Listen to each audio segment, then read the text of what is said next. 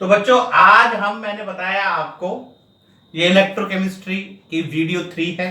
पहली वीडियो में हमने इलेक्ट्रोलिसिस बताया, दूसरी वीडियो में फैराडे लॉ ऑफ इलेक्ट्रोलिसिस बताया। अब तीसरी वीडियो में हम एक्सप्लेन करेंगे कंडक्टेंस को। ये तो आपको पता ही होगा, 10th स्टैंडर्ड में बच्चों को बता दिया जाता है कि दो टाइप के सब्सटेंस होते हैं। बेसिकली दो क्या तीन ही होते हैं। एक कंडक्टर होता है, एक क्या होता है इंसुलेटर होता है, और एक क्या होता है सेमीकंडक्टर। 10th आप 12th में तो पूरा फिजिक्स में चैप्टर है सेमीकंडक्टर। तो आपको बेसिकली तो पता है कंडक्टर में से करंट पास हो जाता है और इंसुलेटर में से पास नहीं होता है ना। अब हम बात करते हैं कंडक्टर की। तो कंडक्टर दो टाइप के होते हैं, एक को हम कहते हैं इलेक्ट्रोलिटिक कंडक्टर और एक होता है what, electronic conductor.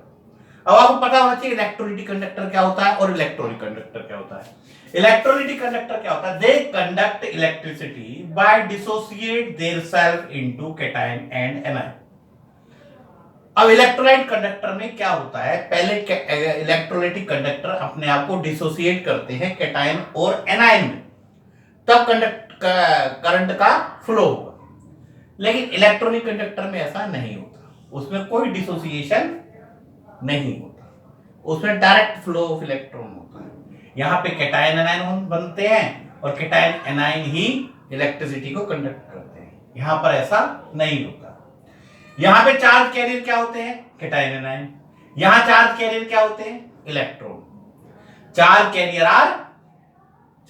Are electron, यहाँ पे कैटायन एनायन। अच्छा, कॉज ऑफ रेजिस्टेंस। अब क्या होता है कंडक्टर में रेजिस्टेंस की वजह क्या होती है, कैटायन और एनायन में अट्रैक्शन। ठीक है, कैटायन और एनायन में अट्रैक्शन स्ट्रॉन्ग होगा तो क्या होगा, कंडक्टेंस कम होगी। कैटायन एनायन में अट्रैक्शन कम होगा तो कंडक्टेंस ज्यादा होगी। ठीक है, और सारे फैक्टर होते हैं जैसे विस्कोसिटी ऑफ सॉल्वेंट। जैसे हमने कोई इलेक्ट्रोलाइट लिया, उसकी विस्कोसिटी ज्यादा है तो वहां पे कंडक्टेंस वगैरह कम होगी। तो यहाँ पे कंडक्टेंस यहाँ पे रेजिस्टेंस की वजह क्या हो सकती है, internal attraction, viscosity of solvent वगैरह वगैरह। और यहाँ पे रेजिस्टेंस की वजह होती है वाइब्रेशन ऑफ कर्नल। आपको इसके लिए आपको कर्नल के बारे में जानने के लिए मेटलिक बॉन्डिंग पढ़ना जरूरी है। कि जैसे अब आपको पता होना चाहिए कि कर्नल की वाइब्रेशन से इलेक्ट्रॉन का फ्लो डिस्टर्ब होता है, तो cause of resistance due to the vibration of kernel. अब यहाँ पे टेम्परेचर बढ़ता है तो क्या होता है, कंडक्टिविटी इंक्रीज। कैसे, टेम्परेचर बढ़ेगा तो आयन बढ़ेंगे और आयन बढ़ेंगे तो कंडक्टिविटी भी बढ़ेगी। टेम्परेचर बढ़ा, डिसोसिएशन बढ़ा, आयन बढ़े तो कंडक्टिविटी बढ़ी। यहां पे क्या हो रहा है, टेम्परेचर इंक्रीज, कर्नल का वाइब्रेशन बढ़ गया तो कंडक्टिविटी क्या हो गई, डिक्रीज। समझ आया, टेम्परेचर बढ़ने से वाइब्रेशन ऑफ कर्नल इंक्रीज, का मतलब है रेजिस्टेंस इंक्रीज यानी कंडक्टिविटी डिक्रीज। इसमें एग्जांपल सारे क्या आ जाएंगे, इलेक्ट्रोलाइट। इसमें सारे क्या आ जाएंगे, इलेक्ट्रोलाइट, NaCl, Na2SO4, KCl वगैरह। और इसके एग्जांपल क्या है, metal, copper metal, aluminium metal. अब देखो NaCl, अब इसको लगाओ, NaCl डिसोसिएट होता है कैटायन एनायन में। क्या कॉपर वायर डिसोसिएट होती है, नहीं होती। उसमें NaCl में अगर हम कंडक्टेंस लेते हैं, उसकी NaCl अगर हम उसको देख रहे हैं कंडक्टर यूज कर रहे हैं तो चार्ज कैरियर क्या होंगे, कैटायन हो रहे हैं, और वायर में चार्ज कैरियर इलेक्ट्रॉन होते हैं। ठीक है, और हमें पता है टेम्परेचर बढ़ने से गर्मियों में पता है इलेक्ट्रिसिटी की प्रॉब्लम होती है। क्यों होती है, क्योंकि टेम्परेचर बढ़ने से रेजिस्टेंस बढ़ जाता है और कंडक्टेंस क्या हो जाता है, कम हो जाता है। रेजिस्टेंस बढ़ने से क्या होता है, कंडक्टेंस कम हो जाता है, जिसकी वजह से ज्यादा हीट प्रोड्यूस होती है, वायर वगैरह मेल्ट होती है। समझा। तो इस तरीके से आपको पता होना चाहिए इलेक्ट्रोलिटिक कंडक्टर के एग्जांपल इलेक्ट्रोलाइट है और इलेक्ट्रॉनिक कंडक्टर के एग्जांपल क्या है, मेटल। समझा। अब हम एक्सप्लेन करेंगे, अब हम क्या एक्सप्लेन करेंगे, ये नोट्स में से आप इसे नोट कर लेना। अब हम एक्सप्लेन करेंगे अगला टॉपिक, टाइप ऑफ इलेक्ट्रोलाइट। अब नेक्स्ट टॉपिक है type of electrolyte. Type of electrolyte. Electrolyte दो टाइप के होते हैं, पता होना चाहिए आपको। एक को तो कहते हैं हम स्ट्रॉन्ग इलेक्ट्रोलाइट।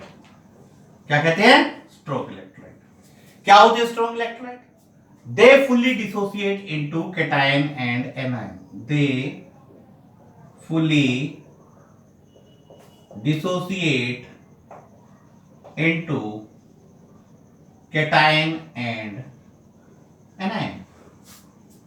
ये fully dissociate हो जाते हैं. एग्जाम्पल, ऑल स्ट्रॉन्ग एसिड जैसे HCl, HNO3, H2SO4. ठीक. फिर ऑल स्ट्रॉन्ग बेस जैसे NaOH, KOH. ठीक है. और तीसरा example, salt of strong acid with strong base. जैसे एग्जांपल ले लो, NaCl, KCl, NaNO3 एक्सेट्रा. तो स्ट्रॉन्ग इलेक्ट्रोलाइट समझ में आया, एग्जांपल भी समझ में आया. सारे स्ट्रॉन्ग एसिड, सारे स्ट्रॉन्ग बेस, और ये इस तरीके से strong electrolyte. Next topic, weak electrolyte. ये नोट कर लो, आप नोट्स में मिल जाएंगे, नोट कर सकते हो. अब हमारा नेक्स्ट टॉपिक है वीक इलेक्ट्रोलाइट. दे वीकली डिसोसिएट. दे वीकली डिसोसिएट इनटू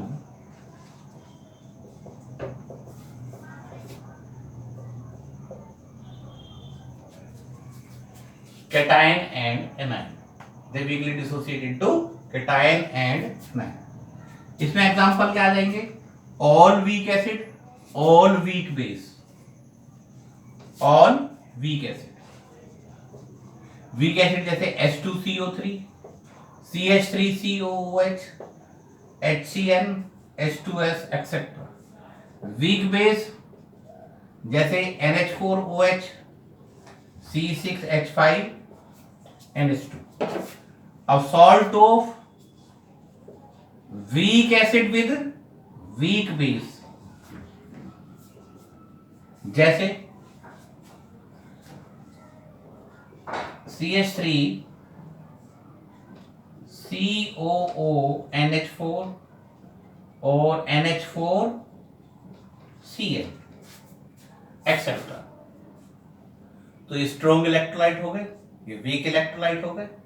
आपको पता होना चाहिए स्ट्रॉन्ग इलेक्ट्रोलाइट क्या होते हैं और क्या पता होना चाहिए वीक इलेक्ट्रोलाइट क्या होते हैं. ठीक है. अब हमारा नेक्स्ट टॉपिक करें ना, हमारा नेक्स्ट टॉपिक है, नोट कर लो इसे. ठीक है. नेक्स्ट टॉपिक है हमारा रेजिस्टेंस. What is resistance?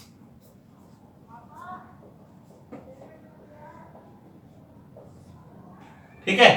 क्या बताना है हमें? रेजिस्टेंस. क्या होता है? Property by virtue of which, property by virtue of which substance has tendency to oppose flow of electron, tendency to oppose flow of electron, flow of electron. आपने पढ़ा होगा ओम्स लॉ में, फिजिक्स में पढ़ा होगा, V is directly proportional to I. ये तो एक सिंपल डेफिनेशन है. कई बार बच्चों से पूछा जाता है रेजिस्टेंस बताओ, तो बच्चे कहते हैं और है क्या. रेजिस्टेंस क्या होता है? यह वह प्रॉपर्टी है जिसकी वजह से एक सब्सटेंस इलेक्ट्रॉन के फ्लो का क्या करता है? ओपोज करता है. ठीक है. तो V directly proportional to I हमें पता है अकॉर्डिंग टू ओम्स लॉ. और V इज इक्वल टू क्या आ गया? IR. और R इज इक्वल टू क्या आ गया? V by I.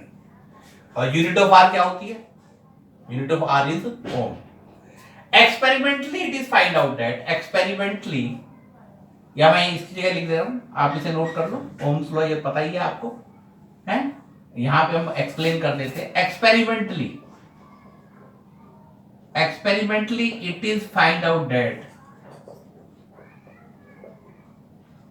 R is directly proportional to length of wire, R is inversely proportional to area of cross section। तो R is equal to क्या आ जाएगा, row into L upon A, where row is resistivity। Row क्या है यहां पर, रो is resistivity, it is also a constant of proportionality। और L upon L is the length of the wire, A is the area of cross section। बच्चों अब मैं आपको explain करूंगा, इलेबोरेट करूंगा, इधर ध्यान दो, ठीक है। कि प्रॉब्लम कहां आती है, अब यहां पे मैं इसे आप इसे नोट कर लो बेशक से। अब मैं ये एक बहुत ही इंपॉर्टेंट बात है जो मैं आपको एक्सप्लेन करने वाला हूं। ये तो बहुत सिंपल सी बात है, फिजिक्स की भी बात है, ये तो थोड़ा सा बच्चे समझ लेते हैं।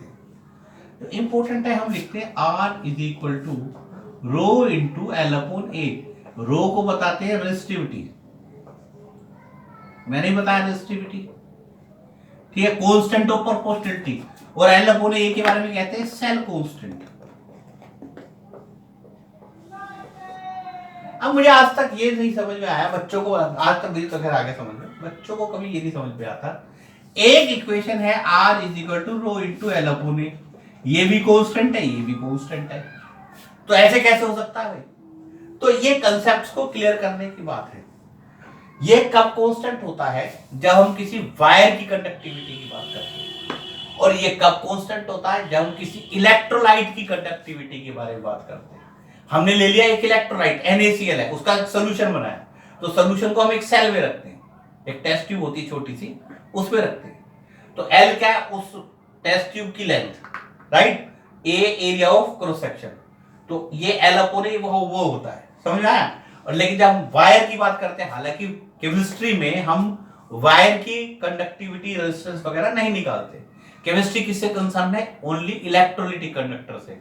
फिजिक्स में इलेक्ट्रॉनिक कंडक्टर चलते हैं, सॉरी फिजिक्स में इलेक्ट्रॉनिक कंडक्टर चलते हैं, है ना। केमिस्ट्री में तो इलेक्ट्रोलाइटिक कंडक्टर ही चलते हैं। तो केमिस्ट्री के हिसाब से L upon A is a constant, that is cell constant. और रो क्या है, रेजिस्टिविटी। जब हम वायर की बात करेंगे तो ये कांस्टेंट है, जब इलेक्ट्रोलाइट की बात करेंगे तो ये कांस्टेंट है। क्लियर हो गया। अब हम बात करेंगे, नेक्स्ट डेफिनेशन है कंडक्टेंस। क्या, कंडक्टेंस। नेक्स्ट देखो, इधर देखो, नोट कर लो, समझ में आ गया होगा उम्मीद करता हूं। हाँ, next one is conductance. Conductance होता है C। अब हम कह सकते हैं inverse of resistance, inverse of resistance C is equal to 1/R। और एक होता conductivity,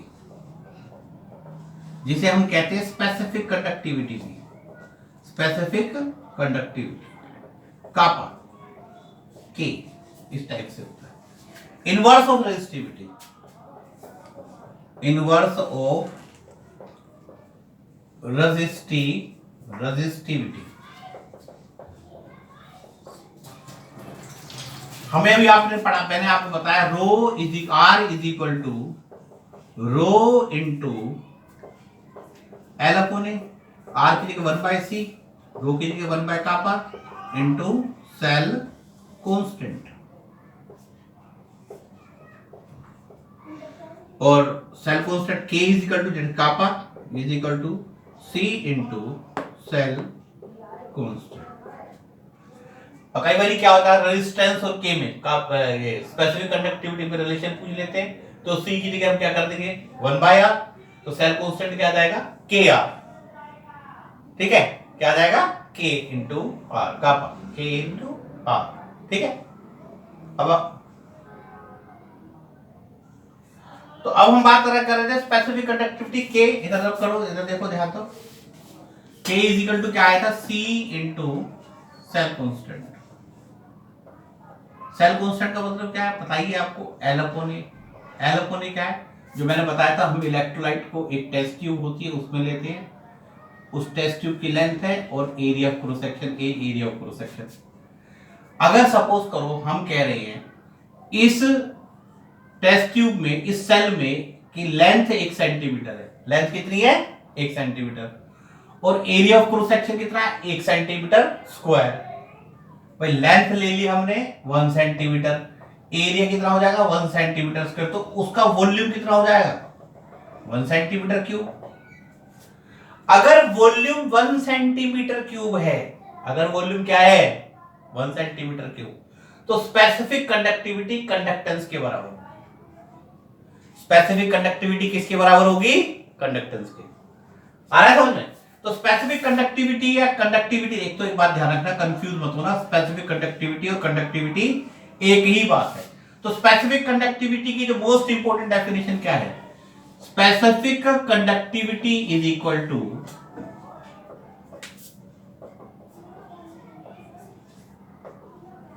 conductance of 1 centimetre cube of solution. Simple.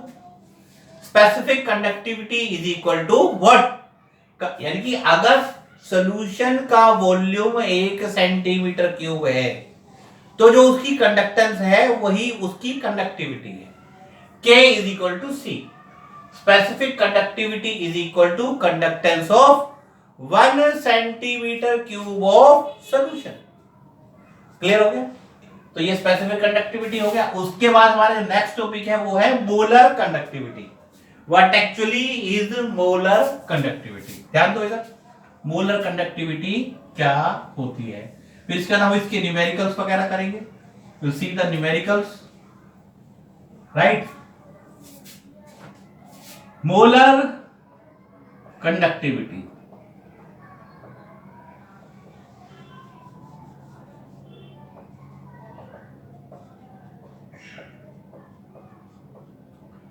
Lambda. देखो लैम्डा तो टाइप के होते हैं, एक ये लैम्डा होता है और एक ये लैम्डा होता है, एक कैपिटल होता है और एक क्या होता है स्मॉल। तो ऐसा नहीं कि लैम्डा मैं गलत बोल रहा हूं। मोलर कंडक्टिविटी, मोलर कंडक्टिविटी की डेफिनेशन क्या है, molar conductivity of electrolyte at V dilution is defined as, यहां तो सिंपल हो गया, molar conductivity of electrolyte at V dilution is defined as conductance of ion produced by 1 mole of electrolyte, 1 mole of electrolyte when distance between two electrode is 1 centimeter and area of cross section in such a way that whole solution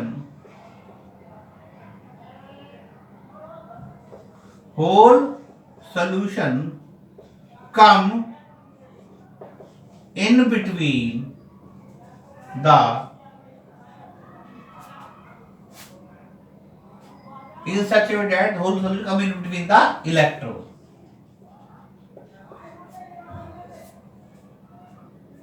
Conductance of ion produced by 1 mole of electrolyte, ठीक है।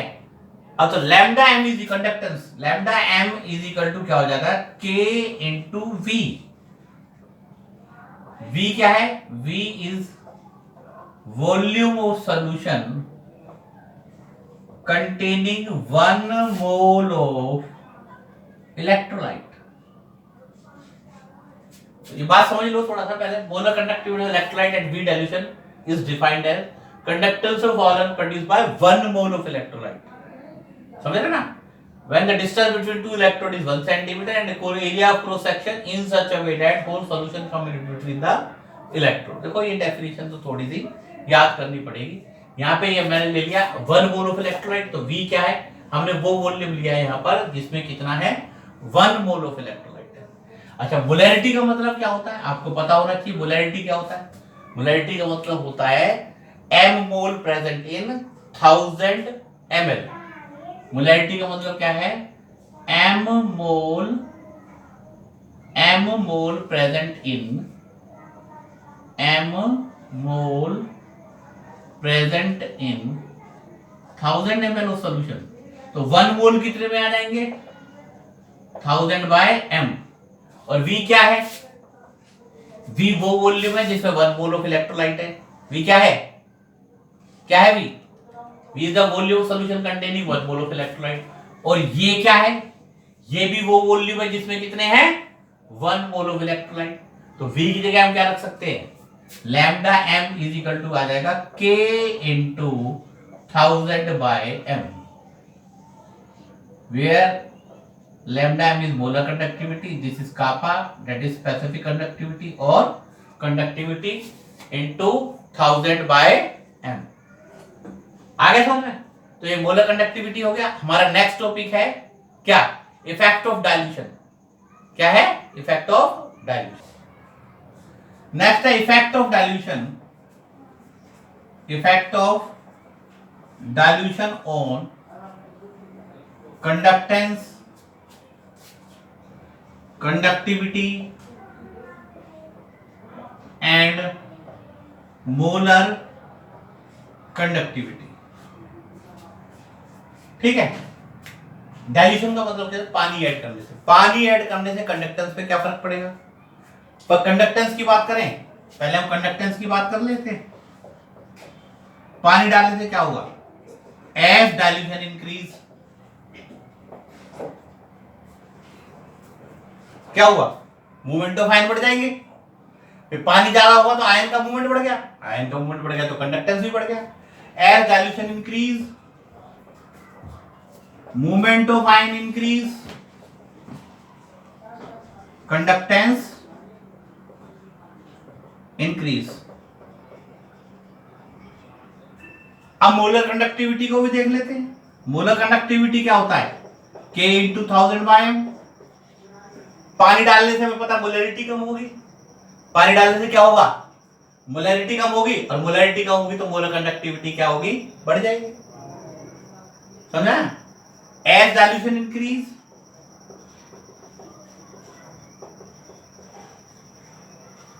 Molarity decrease, so molar conductivity increase. अब रह गया तीसरा, conductivity. ये NCERT का question है। What is the effect of dilution on conductivity of electrolyte? Effect of dilution on conductivity of electrolyte के। अब देखो के की बात करते हैं। के है क्या? K is equal to C into cell constant. मैंने बताया था K is equal to C into cell constant. सेल कॉन्स्टेंट मैंने बताया था एल अपॉन ए, ठीक है। और मैंने बताया था specific conductivity is equal to conductance of 1 centimetre cube of solution. इसको थोड़ा समझना। स्पेसिफिक कंडक्टिविटी है क्या? Specific conductivity is conductance of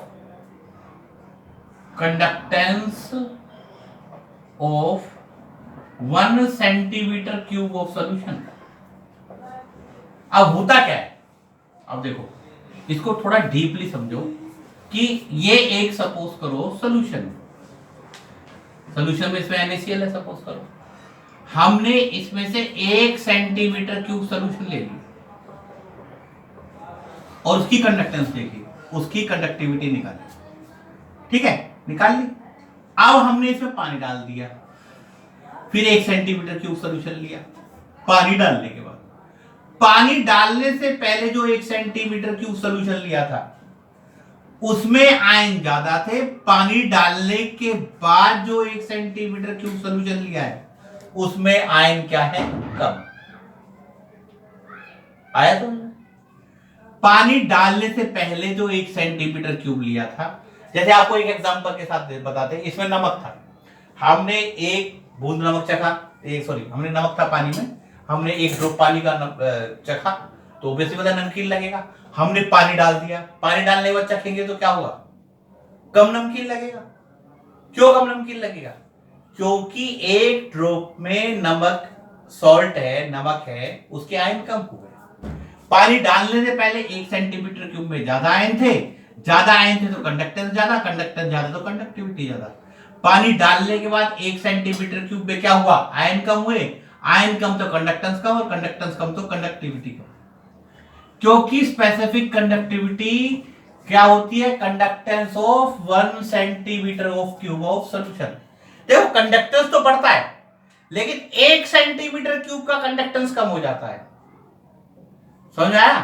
conductance क्या है? नो डाउट कंडक्टेंस बढ़ता है, मैंने बताया था कि आयन का मूवमेंट बढ़ जाता है। लेकिन 1 सेंटीमीटर क्यूब, अगर हम सिर्फ 1 सेंटीमीटर क्यूब की बात करें, पूरे सोल्यूशन की बात करें तो कंडक्टेंस बढ़ रहा है।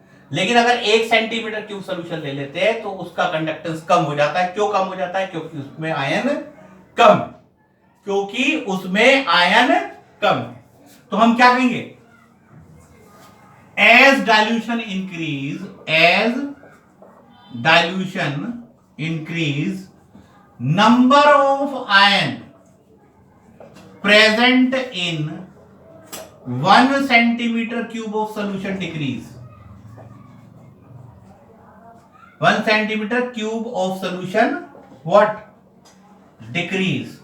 So specific conductivity decrease. Specific conductivity decrease. अरे आगे समझ में? ठीक है, सीधी सीधी सी बात है। कंडक्टेंस तो मैंने बताया था कि कंडक्टेंस फाइनली बढ़ती है, लेकिन 1 सेंटीमीटर क्यूब सोल्यूशन की कंडक्टेंस कम होती है। और 1 सेंटीमीटर क्यूब सोल्यूशन की कंडक्टेंस क्यों कम होती है? क्योंकि 1 सेंटीमीटर क्यूब सोल्यूशन में आयन कम हो जाते हैं। समझा? और अगर 1 सेंटीमीटर क्यूब की कंडक्टेंस कम होगी तो कंडक्टिविटी भी कम होगी, क्योंकि 1 सेंटीमीटर क्यूब की सोल्यूशन की कंडक्टेंस ही कंडक्टिविटी है। 1 सेंटीमीटर क्यूब सोल्यूशन की कंडक्टेंस ही कंडक्टिविटी है। Conductivity is conductance of 1 centimetre cube of solution. अब हमारा नेक्स्ट टॉपिक है effect of dilution of on molar conductivity of strong electrolyte and weak electrolyte.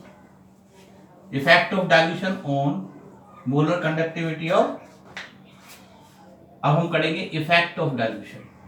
Effect of dilution on, इधर ध्यान दो, effect of dilution on molar conductivity, बहुत ही important topic है। Molar conductivity of strong electrolyte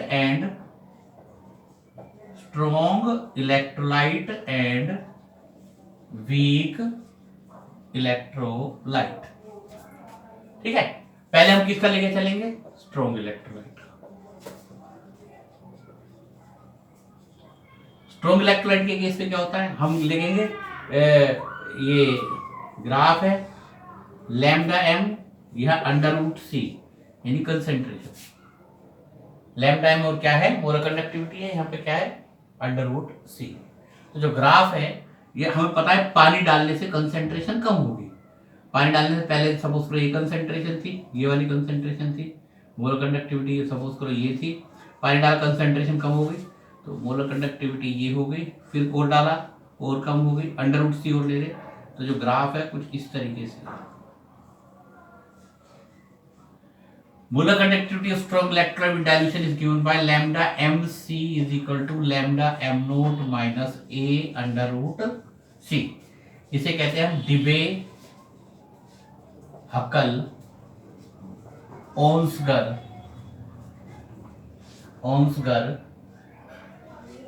equation. Debye Huckel's Onsager equation. समझा? Lambda mc is equal to what?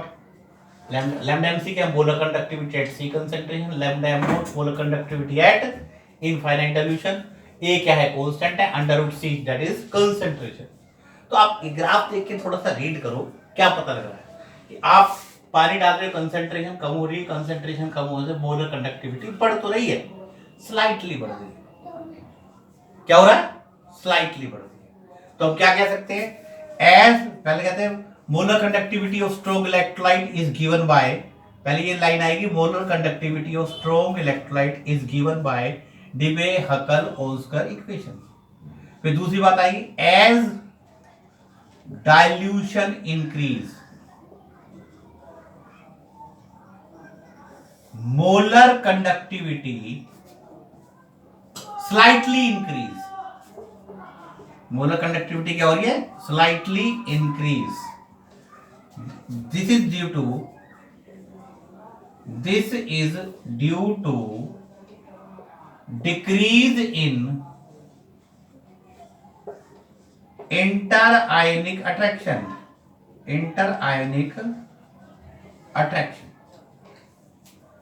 आपने पानी डाला, molar conductivity थोड़ी सी बढ़ी। थोड़ी सी क्यों बढ़ी? क्योंकि हाई कंसंट्रेशन होती है, कंसंट्रेशन ज्यादा होती है तो कैटायन एनायन में अट्रैक्शन होगा, तो जिसकी वजह से उनके मूवमेंट में परेशानी आएगी। जैसे ही आप पानी डालोगे तो कैटायन एनायन थोड़े से दूर हो जाएंगे। दूर हो जाएंगे तो क्या होगा? दूर होने से क्या होगा? उनके बीच में इंटरआयनिक अट्रैक्शन कम हो जाएगा। इंटरआयनिक अट्रैक्शन कम होने से मूवमेंट ऑफ आयन बढ़ेगा, और मूवमेंट ऑफ आयन बढ़ने से मोलर कंडक्टिविटी बढ़ जाएगी। ठीक है। एज डाइल्यूशन फर्दर इंक्रीज, या कह सकते हैं एट इनफाइनाइट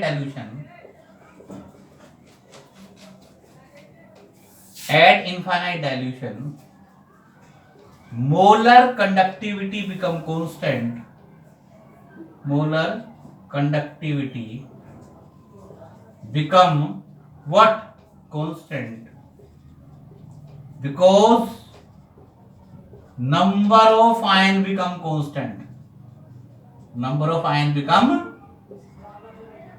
constant. भाई हम ये कहते हैं ऑलमोस्ट यहाँ पे आके लास्ट में जाके कांस्टेंट हो जाती है। कांस्टेंट क्यों हो जाती है? क्योंकि आयन तो कांस्टेंट ही रहेंगे। थोड़ी सी क्यों बढ़ी? थोड़ी सी बढ़ने की वजह क्या थी कि हाई कंसंट्रेशन पे, जैसे इसका हम एक एग्जांपल बताते हैं। एक 10 बाई 10 का स्विमिंग पूल है, अगर उसमें 20 बंदे तैरने लगे तो जो ओलंपिक वाला जो गोल्ड लाया है वो भी उसमें हार सकता है। क्यों? जो 10 बाई 10 पे अगर 20 बंदे तैरेंगे तो कहाँ एफिशिएंसी आएगी। ऐसे ही हाई कंसंट्रेशन पे आयन इफेक्टिवली मूव नहीं कर पाते, क्योंकि कैटायन एनायन में अट्रैक्शन रहता है। जैसे ही आपने पानी डाला तो आयन दूर दूर हो जाएंगे, उनका मूवमेंट इजीली हो पाएगा तो उसकी कंडक्टिविटी। लेकिन ज्यादा पानी डाल दोगे तो क्या फर्क पड़ेगा? कुछ भी फर्क नहीं पड़ेगा, क्योंकि एक आयन अपना अगर मैक्सिमम दे देगा कंडक्टेंस में, उससे ज्यादा तो वो दे ही नहीं सकता। तो इसी वजह से इनफाइनाइट डाइल्यूशन पे कंसंट्रेशन अप्रोच टू जीरो, जब कंसंट्रेशन बहुत कम हो जाती है तो मोलर कंडक्टिविटी कांस्टेंट हो जाती है स्ट्रॉन्ग इलेक्ट्रोलाइट की। क्यों कांस्टेंट हो जाती है? क्योंकि नंबर ऑफ आयन कांस्टेंट हो जाती है। अब हमारा रह जाता है, नोट कर लेना, नोट्स पे सब कुछ मिल जाएगा आपको। अब हम बात करेंगे वीक इलेक्ट्रोलाइट की।